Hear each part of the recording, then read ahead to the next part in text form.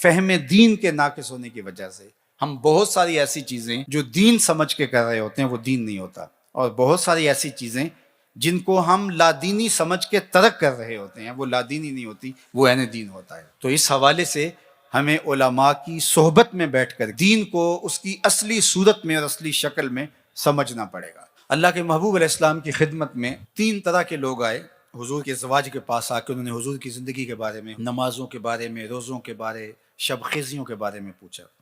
تو ازواج مطہرات نے بیان کیا، انہوں نے کہا حضور علیہ السلام کے تصدق سے تو حضور کی امت کے اگلے پچھلے گناہوں کو معاف کر دیا گیا ہے، تو ہم تو اس درجے پہ نہیں پہنچ سکتے۔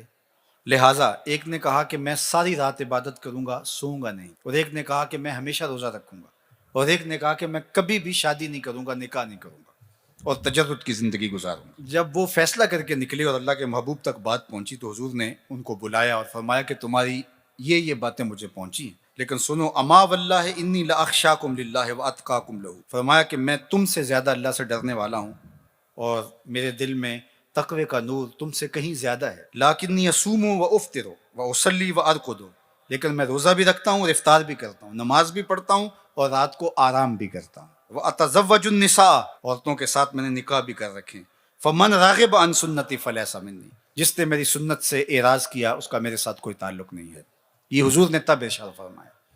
تو اب بعض اوقات ہم بعض معاملات کے اندر اس طرح حد سے تجاوز کر جاتے ہیں کہ وہ شریعت کی نفی ہو رہی ہوتی ہے۔ تو اللہ کے محبوب علیہ السلام کی اگر یہ حدیث ہمیں ملحوظ رہے تو ہم خود بھی اعتدال کے راستے سے نہیں اتریں گے، اور ایسا شخص جو اعتدال کے راستے سے اترا ہوا ہمارے نزدیک وہ معتبر اور اللہ کا ولی بھی نہیں ہوگا۔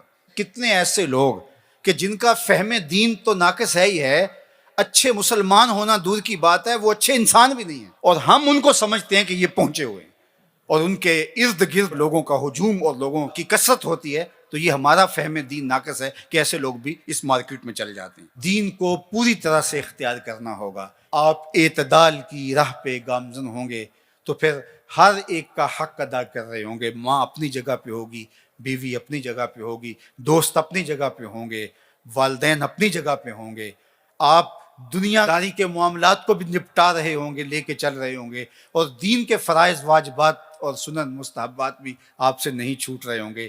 سارا نظام ساتھ چل رہا ہوگا، نہ یہ ہے کہ ایک جہت چلیں تو دوسری جہت کو ترک کر دیا جائے۔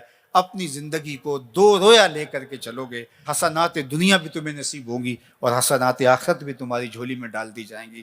تو دین کامل، اکمل اور مکمل نظام کا نام ہے۔